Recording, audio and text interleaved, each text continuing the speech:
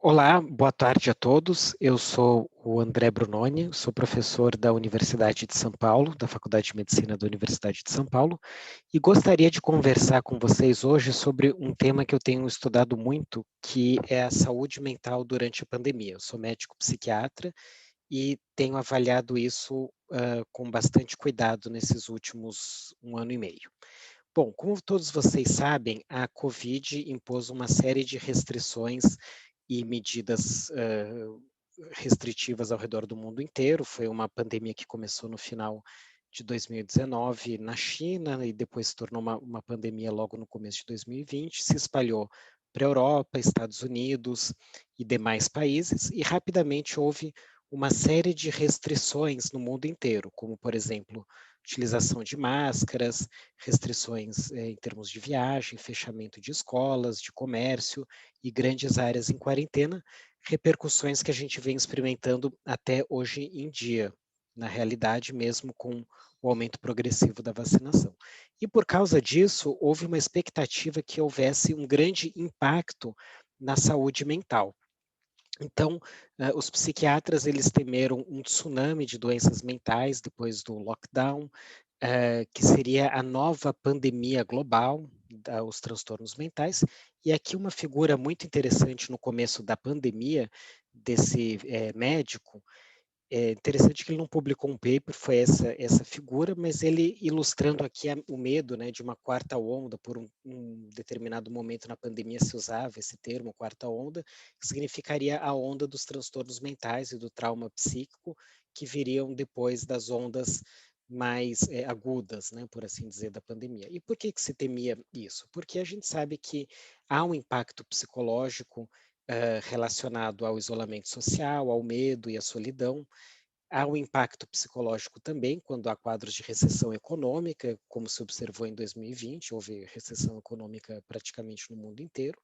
Esperava-se também que houvesse um aumento ou melhor dizendo, uma piora das pessoas que tinham transtornos mentais prévios e abuso de álcool e substâncias, e também se especulou que pessoas com sintomas não específicos, né, sintomas mentais não específicos como medo e insônia, desenvolveriam transtornos mentais a partir desses sintomas.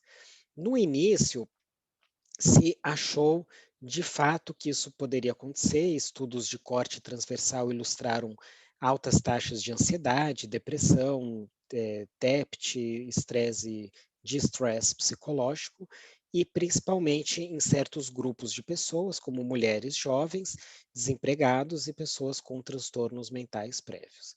Depois foi se observando que o impacto da pandemia não foi tão absoluto como se esperava no começo. O que aconteceu? Os estudos iniciais eram estudos de prevalência, de corte transversal, e que, portanto, não tinham um desenho adequado, ou não conseguiram explorar o que aconteceu com essas pessoas antes da pandemia, ou seja, era só a fotografia do que aconteceu naquele momento, mas não se sabia se aquela pessoa que falou que estava muito ansiosa, muito deprimida ou com muito estresse, como que ela estava antes.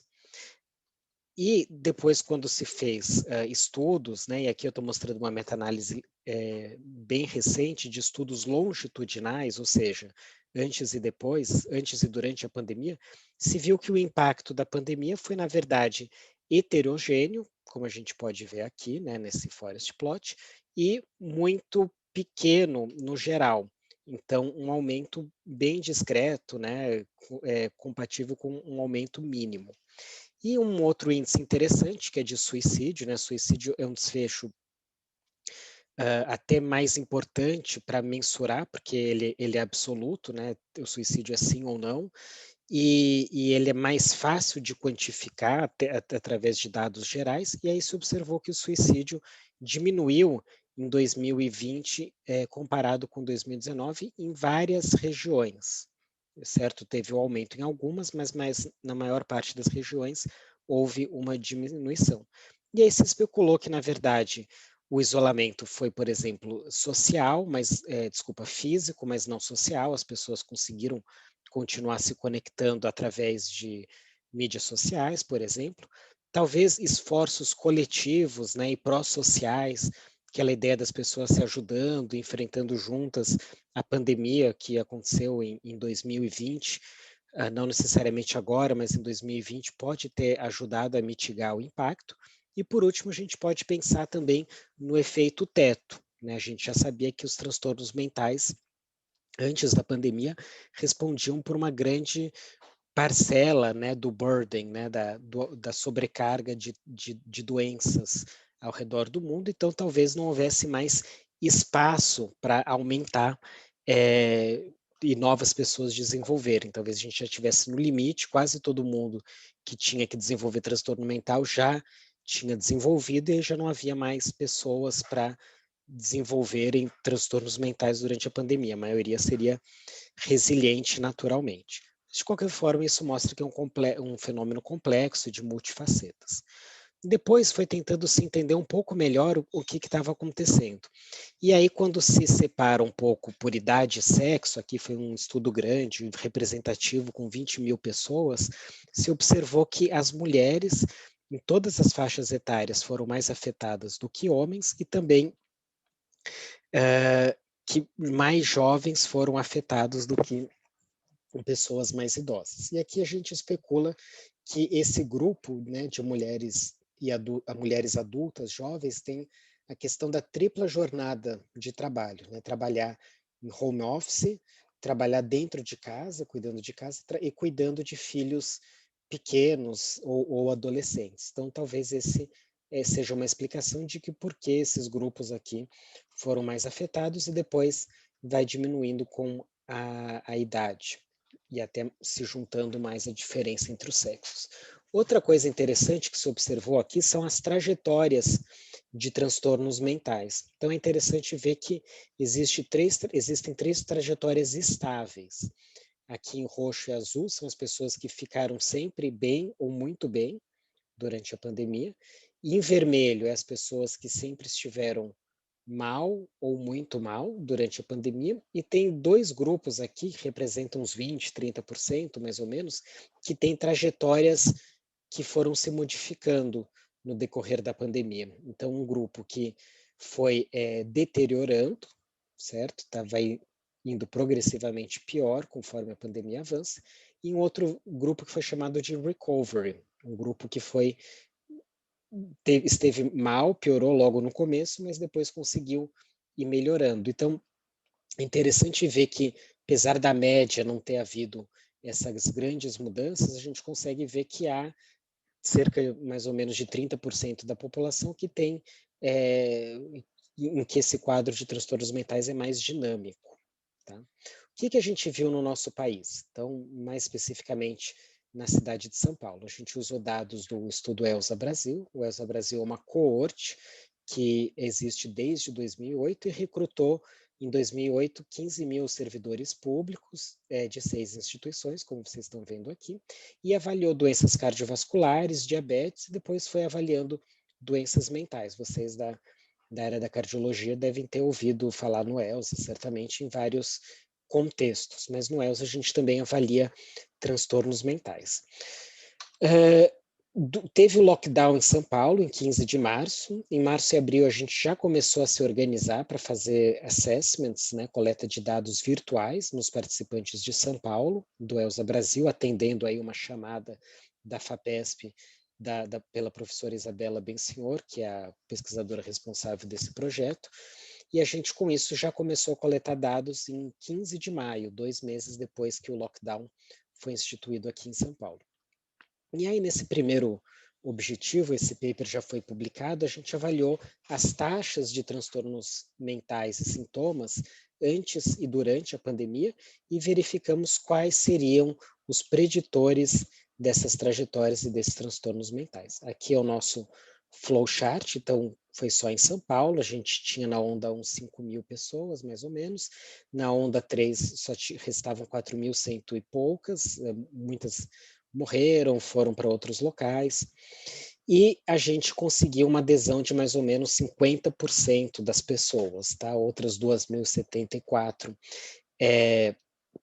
interessante, 1.000 não foram contactadas, 230 não concordaram em participar, houve 11 mortes nesse período que a gente observou, E interessante que 870 falaram, olha, sim, eu vou participar, mas na hora não respondia aos questionários. Então, ficou 2.000 mais ou menos. O que a gente fez? A gente utilizou 2 questionários, um foi o CISR é um questionário desenvolvido para diagnosticar transtorno mental, então ele diagnostica, por exemplo, transtorno depressivo, transtorno de ansiedade, toque, fobias, agorafobia, ansiedade social, com a mesma precisão, né, ou com uma precisão comparável a de um psiquiatra, e ele tem essa propriedade, então ele também diagnostica um transtorno mental comum, que, resumindo, seria a soma de transtorno de ansiedade, de depressão e de transtorno misto de ansiedade e depressão. E o DAS é uma escala de depressão, ansiedade e estresse e mede flutuações. Então, o CISR faz propriamente o diagnóstico psiquiátrico e o DAS mede a flutuação dos sintomas mentais. E o que a gente viu é que os transtornos mentais no ELSE ficaram mais ou menos estáveis de 2008 a 2020. A gente vê aqui oscilando entre 20% a 25%, depressão também e toque também. Ansiedade tem até uma ideia de melhora aqui. O que a gente acha que aconteceu? O critério de ansiedade no CISR, ele exige a duração da ansiedade de 6 meses no mínimo, diferente desses outros aqui que exigem durações menores, mas para ansiedade é uma duração de 6 meses. O que acontece? Quando a gente perguntou isso em maio de 2020, talvez as pessoas disseram que a ansiedade delas durava 2 meses, sei lá, começou em março, na pandemia, e não começou, e antes não estava, mas pode ter sido um certo viés de ancoramento. Talvez essa pessoa já tivesse ansiosa lá atrás, mas como a pandemia magnificou a ansiedade dela, ela acaba delimitando como nos últimos 2 meses. E a gente até refez a análise, então a gente refez um critério de ansiedade modificado, considerando duração maior de 2 semanas para todo mundo, tá? Claro, não só em 2020, mas também para 2008, a 10, 17, a 19, e aí a gente viu que ficou estável, de fato, os transtornos ansiosos. A gente viu aqui flutuação nas escalas, tá? Então, o CISR e o DAS não são a mesma escala, a gente não pode unir essas linhas, né? Mas a gente fez alguns estudos de comparação e viu, na verdade, que são muito, muito parecidas essas escalas. Então, dá para indiretamente entender que houve algo parecido com um leve aumento dos sintomas mentais no comecinho da pandemia, não de transtornos, né, de sintomas mentais, e que depois foi diminuindo até voltar a níveis pré-pandêmicos. Em termos de fatores de risco, a gente identificou que fatores de risco eram menores, tá? Aqui foi um fator protetor acima de 60, então menores de 60 foi um fator protetor, desculpa, maior de 60 foi um fator protetor, menor de 60 foi um fator de risco, ser mulher, etnia não branca, não ter nível universitário foram fatores de risco, e outros como solidão, preocupações sobre renda, estresse acentuado durante a pandemia e baixa qualidade dos relacionamentos pessoais foram também considerados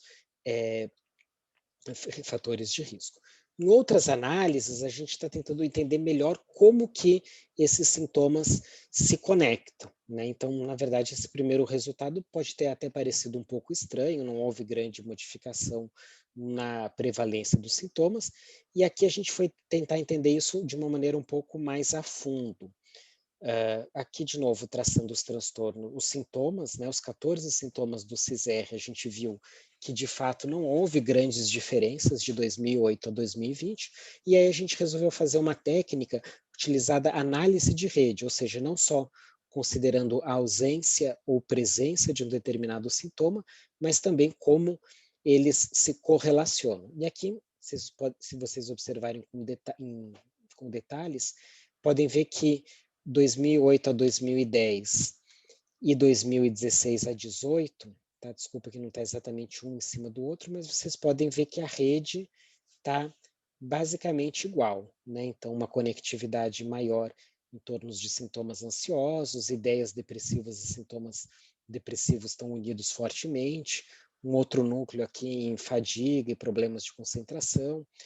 E em 2020 tem uma modificação da rede, né, que dá para ver aqui claramente. Então, ansiedade, fobia, preocupações gerais se conectam de uma maneira mais clara, não estava conectado antes, e no demais a gente pode ver que a rede fica muito mais conectada, né? A gente pode ver que ela fica até mais complexa, né? Ideias depressivas, por exemplo, que antes não se ligava tanto, aí passa a se ligar em diversos fatores, enfim, né? Isso aqui é uma expressão visual, tem uma série de análises estatísticas que a gente fez depois e mostrando realmente uma modificação da rede. Por que que isso é importante, né? Resumindo bastante, a ideia é que quando os sintomas se conectam mais, há um aumento de risco para desenvolver transtorno mental. É como se antes um sintoma tivesse separado do outro e agora, entre aspas, os sintomas da ansiedade começam a conversar com os sintomas da depressão, da fobia, etc. Então, logo, logo isso culmina num transtorno mental. Tá? Então, isso que a gente está observando também. Outra coisa que a gente resolveu observar foi as trajetórias de transtornos mentais durante a pandemia, e aqui a gente observou 2 grupos estáveis, indo relativamente bem, um grupo estável, mas não tão bem, e um grupo pior, provavelmente representado aqui pelas pessoas com transtornos mentais prévios, os fatores de risco foram bem semelhantes. O que a gente imagina que vai ser feito daqui para frente? A gente vai continuar estudando esses dados no ELSA e a gente espera que haja uma verificação ativa de sintomas mentais durante e após o período da pandemia. E da mesma maneira que se identifiquem fatores de resiliência e que esses possam ser desenvolvidos também. Outra coisa, um outro braço desse estudo, cujos resultados ainda não estão completos, mas que também são interessantes, é que a gente teve um braço em que foram desenvolvidas intervenções psicossociais que podem aumentar a adesão e o tratamento mental, mas também a adesão a procedimentos que minimizem a disseminação do Covid. Então, questões como, por exemplo, hesitação vacinal, a gente está começando a avaliar, né, por que pessoas não usam vacina mesmo quando disponíveis, né, parece muito relacionado à falta de informação, por exemplo, à falta de conhecimento, e isso é bom, né, no sentido de que é possível pensar em intervenções sociais, psicossociais, indo até no lado de desenvolvimento de altruísmo e coletividade. Então, é um caminho que pode ser estudado do ponto de vista da psicologia, psiquiatria também. E um último fator é avaliar fatores específicos de risco e resiliência, especialmente para pessoas com transtornos mentais. Eu acabei não colocando, mas é também muito importante, eu não cobri aqui a questão do COVID longo, né, do desenvolvimento de sintomas neuropsiquiátricos pós-COVID. Isso vai acabar se tornando algo importante também, conforme a gente vai tendo aí milhões e milhões de casos no Brasil, cerca de 20% parecem desenvolver transtornos neuropsiquiátricos, ainda se tem dúvida se é mais do que o esperado para uma infecção viral, né? Infecções virais levam a isso também. Tem evidências muito fortes, né? Vocês devem ter acompanhado papers, evidências muito fortes sugerindo que sim. Então, essa vai ser também uma avaliação de pesquisa futura, especialmente nesses centros terciários, né? Nessas clínicas de pós-Covid que vão surgindo conforme a pandemia avança. Então, para concluir, não houve mudanças ou aumento de transtornos mentais e sintomas na nossa coorte. Nossos achados, de maneira geral, concordam com outros estudos mostrando isso, né, que as pessoas foram, de maneira geral, resilientes aos sintomas mentais. E como a pandemia do Covid é dinâmica, os nossos achados que se concentraram principalmente em 2020 podem não necessariamente se reproduzir em 2021. Obrigado.